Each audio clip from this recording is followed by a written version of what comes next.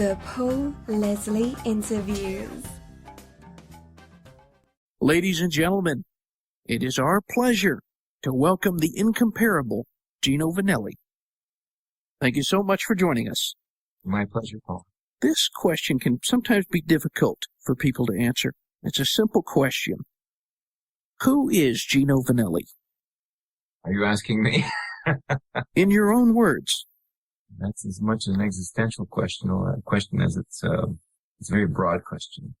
You know, the Gino Vannelli that people know is the Gino Vannelli that has, kind of been distilled through whatever press, whatever songs, whatever concerts, whatever hearsay goes around out there. So it's definitely going to be just a very, maybe a little bit more than a sliver, of the person. But, when I hang around each day, whether I'm writing or reading or probing into whatever I'm probing or exercising or kayaking or whatever it is that I'm doing, there's not very much sense of exact self trying to meet the parameters or perimeters of what, my circumscribed self is to me. I don't think of it in those terms. I just think of it in terms of this is something I want to do. This is something I don't want to do. This is something I want to learn. This is something I want to partake in or not. It's more of a sort of a circle without edges. I think that was the best answer to that question we've ever gotten. What was life like growing up in the Vannelli household? Well, music was a big part of our lives. My dad had sung with some big bands and some jazz trios, and he was getting pretty close to making a real career. And I believe he was scheduled to go on the Ed Sullivan, or at least the talent scouts on the Ed Sullivan show thought he was really good and taking a serious look at him. He was going to do a tour with Maynard Ferguson, who later became Stan Kenton's, lead trumpetist. And so there was music day in, day out at the house. And I had a set of drums, a set of Ludwigs by the time I was 12, and I was banging those things practically every day and hours a day. And we had various groups, Joe and I, and then Ross later joined our groups. It was almost a religion, to us, because we listened, and it was broad. We loved contemporary pop music. We'd love to listen to the Rolling Stones or the Beach Boys as much as we love to listen to Coltrane or Debussy or Ravel. And it was very broad for us. Music was the language of under our roof. Do you feel that the musical and family bond of yourself, Joe and Ross, had a larger role in the intricate, passionate, and timeless music that you as a unit helped create and produce? Well, it's a matter of intake, a lot of intake in our case, and then a fire burning in your belly that you want to be able to have your say in it or contribute something. I don't know where that comes from, It could be something as silly as, what people would call creative. Maybe it's just us wanting to make babies or meet girls or something like that. I'm not sure. Maybe it's sublimated in some way. But it ends up being creative, and it ends up being something of the mind and the heart. Music became our religion because it was so much around the house, and we became ourselves because of all the people that we tried to emulate and tried to learn from. I mean, I tried to know about people's lives as much as their music. And in my case, it also extended to poets and to prose writers and fiction writers, and, trying to learn from either their lives, mistakes, or good or bad that they were. Well, with that said, have you been able to find that unique musical bond with any other musicians other than those in your family? Of course, yes. Because it's a common language, a universal language. Anybody could learn to speak that language. And I suppose you're almost born with that language, or you really have an inkling of it and really develop it. But there have been various musicians around that I have worked with that do speak that deep music language. Who would you say your initial influence are that helped develop your musical style? First and foremost was Gene Krupa and Buddy Rich. I mean, they got me interested in rhythm. And they got me interested in playing the drums myself. I mean, Gene was a little more old-fashioned than Buddy, but, there couldn't have been Buddy without Gene, and so on and so forth. But it got me interested in getting to the drums, sitting at the drums, and understanding what keeping time was, and subdividing time and rhythms and And so when I got to be, a music composer, I always kept a very close eye and close ear on drumming parts or rhythm, and tempo and things like that. So I would say first and foremost were those two. And then it followed that I would surf between, either Brian Wilson or the Swingle Singers or the Take Six or Miles Davis or, Oscar Peterson and then maybe to Sinatra or Tony Bennett or Peggy Lee and Ella Fitzgerald or Sarah Vaughan. So whatever was challenging and deep and evocative, would hold our attention and challenge us. My father came home one day with a bunch of Latin records with this guy named Tito Puente and Tito Rodriguez and a few others, Eddie Canto and that kind of music. When I heard that when I was 7 or 8, really intrigued me. I mean, where the ones and where the twos and threes and where the dominants were placed and how the chords were Americanized, but not so. They still had a lot of, indigenous, parts to them from Latin America. And the rhythms, of course, were so unique with different drums and different, what is, kind of known now, in those days was very new. Late 50s, early 60s. Take us back to your meeting with the legendary Herb Alpert. What was that experience like?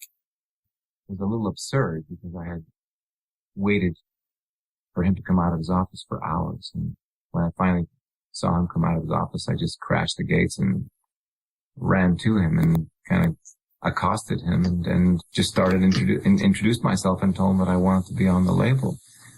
And somehow, some way, Herb is one of those guys that speaks that universal language. He sort of got an SOS message from me and told me to come back, and I did. And I auditioned for him, and we recorded 6 or 7 albums on A&M Records. What is your process, as in the process of composing, arranging, and then recording? What method would you say it is that you use? It varies. The last, I did an album called A Good Thing, that was written basically in Holland. In that case, I had written a bunch of poems and decided to take maybe 10 or 12 of them and turn them into music. That's why the album is about 23 or 25 poems plus the songs. And that was a very different technique of editing verse and rhymes and trying to, actually get to the piano and say, what's the texture or what's the tone of this line? The older way that I would do it would be kind of slamming away at the piano, coming up with melody lines and filling it in with a lyric. And then sort of when I hear my tires screeching, in a sense, touching pavement, I would know I was getting somewhere and fill in the lyrics till I found the theme. And then I would finish it. But I think that the best songs, the best works are the ones that have a direct intent from the beginning. Like, I want to write a song about this, or I want to write a song about in this style, or this theme, or something's really bugging me, whether it be about romance or sentimentality or politics or friendship or whatever it may be. And I know that I have to write a song about it. And that, to me, is a big impetus because there is a birthing process, and that birthing process sometimes is a little bit painful. Speaking of style and theme, what inspired you to record the album Canto? And how did you approach that album artistically? That was waiting to be done, for many years because I've been such a lover of classical music. In my head, I wanted to take some of the impressionistic style of the French Impressionists and some of Puccini's style melodically or Verdi and come up with my version of it, and add a little jazz to it and add a little contemporary inflection to it. And I came up with Canto, and it was a remarkably easy album to record. Once I started writing those songs, I wrote all the material within 3 months. I did the orchestration with my friend Glenn Morley and recorded it in my studio in Portland, Oregon. And it was a real labor of love, and I wanted to do it so badly. The days whizzed by. Glenn and I had a great time doing it. So one of the highlights, not only I think in respects to how it turned out, but highlights in the recording process. It's a beautiful record, but do you have a favorite album from your career? There are elements, of certain albums that I think that I've really hit a higher watermark. I mean, there are elements of Yonder Tree, elements of Slow Love, elements of Canto, and, you know, elements of A Good Thing, and then elements even of the re-record album, Best and Beyond, which just came out last year. They're kind of a high watermark, and that I would be hard pressed to want to record again. I don't think I could work myself into that frenzy again of wanting to do that, need to move on to something else. You just mentioned Best and Beyond, and for all the listeners out there, that was an album that came out last year, and it was a reworking and re-recording of some of your most loved songs. What was that experience of recording and going back to some of that material like?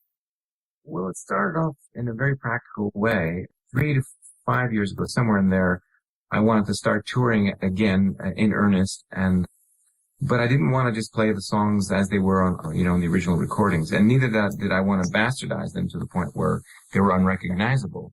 I asked myself the question: if I were writing them now, how would I treat them? What chords would I use? How would I approach it vocally? What would I designate, you know, in the arrangements? And then how could I use modern technology to bring out the essence of the songs, whether it be Wheels of Life or Stop or People Gotta Move, whatever. In asking the right questions, I really proceeded to get into the studio and for 6 months just come up with a bunch of new arrangements to about 15 old songs. And the band, my Portland band I put together at that time, rehearsed it with me, and we started taking it out. And I would always get people coming back to me, you know, backstage and suggesting, why don't you record this as an album? And finally, a year and a half ago, almost 2 years ago, someone from Italy, a man named Marco Rossi, was at a gig and says, you know, I would really like you to record this, and maybe I'd like to invest in it, you know. And so we got on board and started recording it and had a big kick doing it. Mainly because it's almost like it's like kind of being one up on yourself, saying, wow, you know, I thought it was so good at the time, but how about if I take it and do this to it? And in some ways it's self-serving in the sense that after all this time, I think I could even sing it better and maybe even arrange it better and get musicians to even to play it slightly better. Nothing to take away from the original recording, because the originals are the originals, but it's kind of nice to know that the song stands up after all these years and that you can still mess with it and it still cuts through in the right way. This can be a very difficult question for any songwriter. I've heard many songwriters compare their songs to like having a child. Could you pick a favorite song?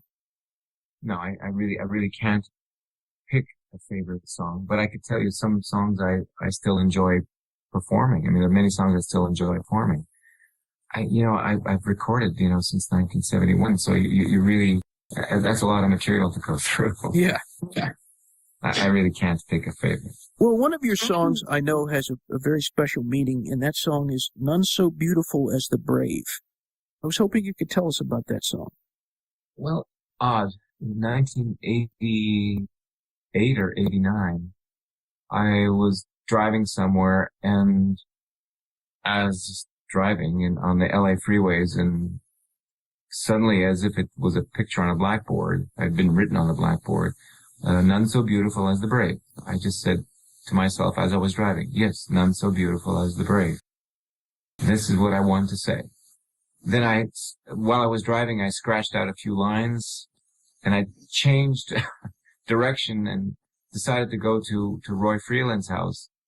I got to Roy, I said, I know you're probably doing something else, but I said, I got this song, you know, that I've started, and, you know, but I'm missing a few lines. You know, you want to help me finish them? We finished it that afternoon, and then I went back home immediately, skipped all my meetings, and I knew right away what it should be musically. It should be somewhere in Americana kind of style, simple but soulful. So that same day, I wrote it and finished it. And I didn't know what to do with it, because it had such a universal appeal, yet it was so specific. And I did record one version on Yonder Tree, and the song just sort of went into hibernation for a while. Never performed it, never thought about it. And then last year, someone around the area where we live, who was a Navy SEAL, died in the line of action. And I knew that I had to do something, yes, for him and for others that sacrifice themselves for the cause they deeply believe in, and also for their deep commitment to their cause. I want to create a video. You've had the opportunity to perform in many places around the world. Could you maybe pick a favorite place that you've played? Again, I don't have a favorite place. You know, I've enjoyed playing little places, you know, little 100-seat places. Like I've enjoyed playing at the Montmartre Club in Copenhagen, which is like 75 seats. Yeah, I like small places. We just, a couple of years ago, we played Mexico at a big festival and it was 20,000 people, and that was fun too. I really have no preference at this point. I just like having a great night. I love it when the band is right on. And I like it when I'm feeling strong and inspired and really awake and my voice slippery and I feel like I could sing anything. When that happens, it could be anywhere. It could be even rehearsal. I've been in rehearsals. I just came from Copenhagen last week where I did a gig at the Tivoli with a trio, and I mean, the gig went fine, but the rehearsals were amazing. And I had such a time during rehearsals. The thoughts that were going through me were more like, well, now I know why I still do this. Wow. If you could put it into words, what is it that you like about music? Well, it's the aesthetic arrest. It is that moment where you forget who you are, or you forget where you are. For the lack of a better explanation, it brings you closer to the divine. I mean, it's really it's a vibration that kind of goes right through you, and it's almost like an invisible molecular drug. Wow, quite an answer. Where do you find your deepest well of inspiration for composing and performing?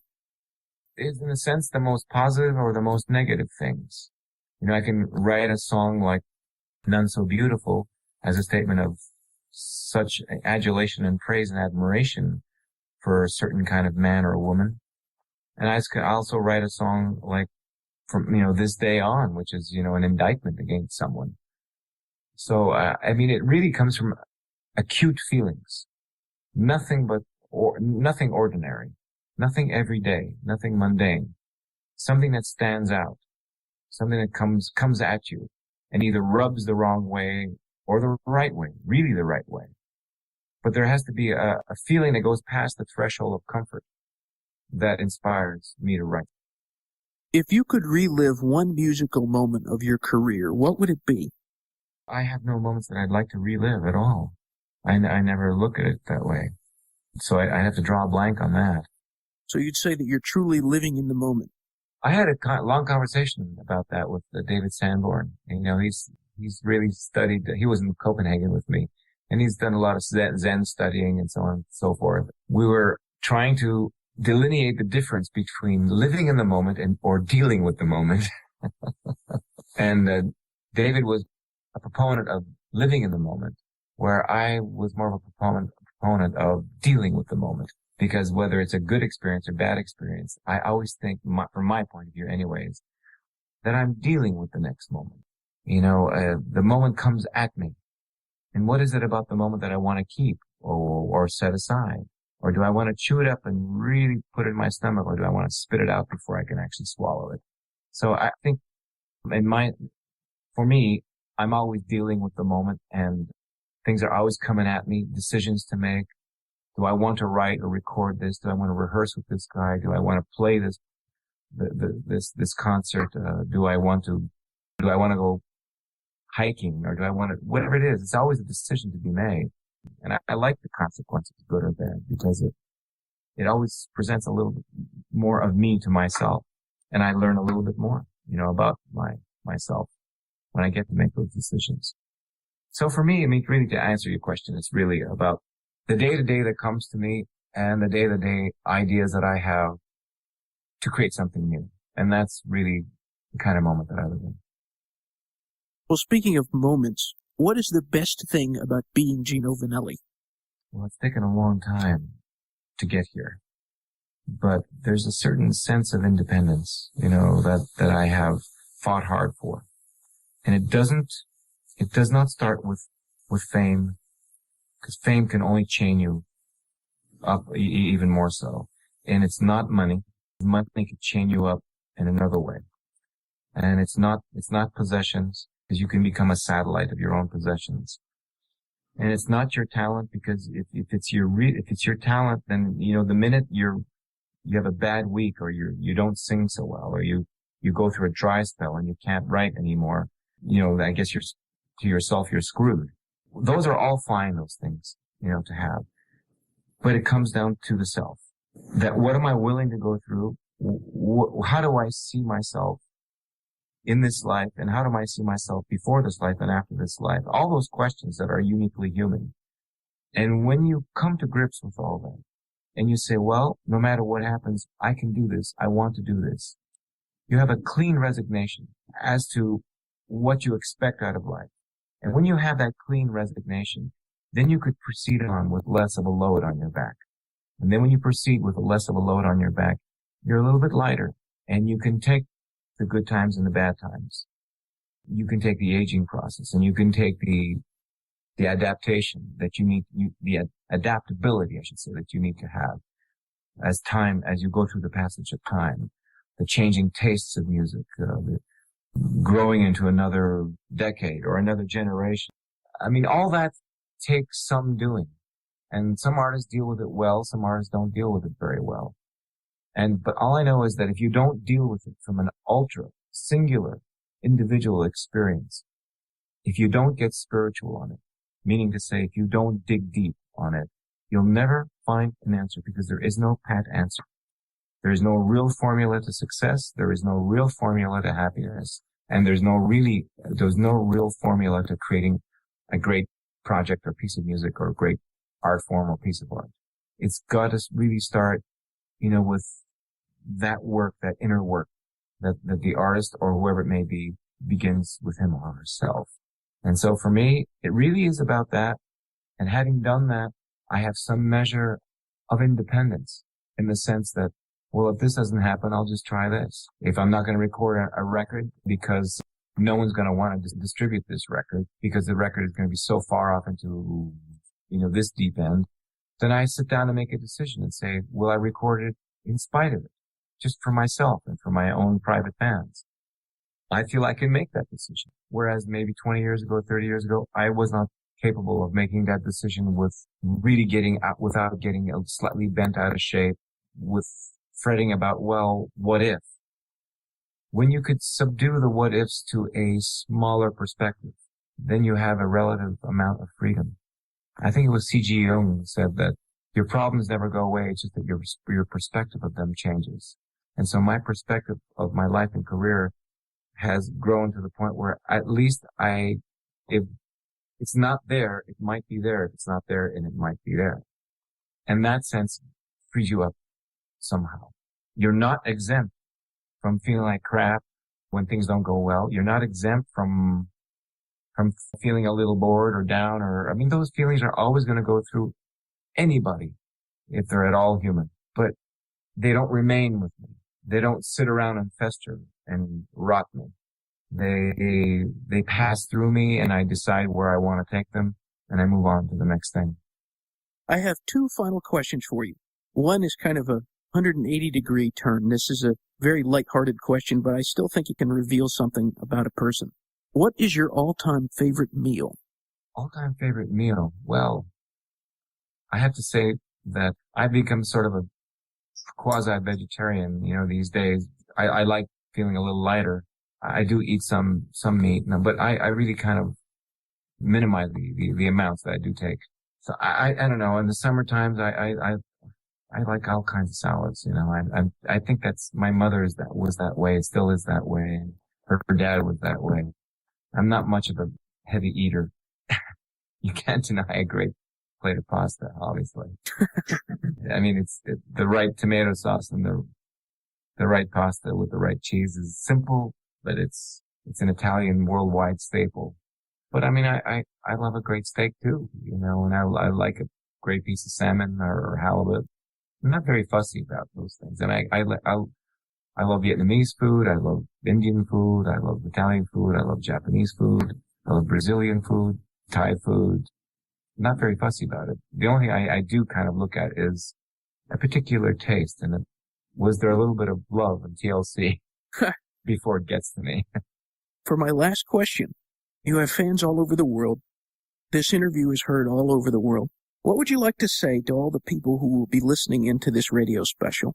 I have nothing but appreciation for people who have followed my work and me as an artist, as a person, maybe in some cases, all these years. It's been 35, 40 years, and I feel nothing but gratitude. I also feel this kind of thing, that, well, I got a few things inside of me that I'm going to get out of me. And I could very well say that I think I got some of my best stuff left inside of me. I just need to find that moment to press the go button, because it's going to be a hell of a commitment. There's a couple of album, CD projects, whatever you want to call them, inside of me. And one is an all-out impressionistic blues project. And there's another classical album that I've written that takes Canto and beyond. And both of them are going to be long and hard labors of love. So I'm trying to map my time as to when I'm going to start. I've got a couple of books that I've been working on, and they will be finished at some time in the next 5 years. I'm just trying to divide my time between all things. So I can honestly say that my eye is still set on creating a better work than I've ever created before. And it's probably going to take me the next 5 to 7 years to do it. Well, Mr. Vannelli, it has been an absolute pleasure to do this interview. I am incredibly appreciative. My pleasure, Paul. Ladies and gentlemen, you can visit Gino Vannelli online, www.ginov.com.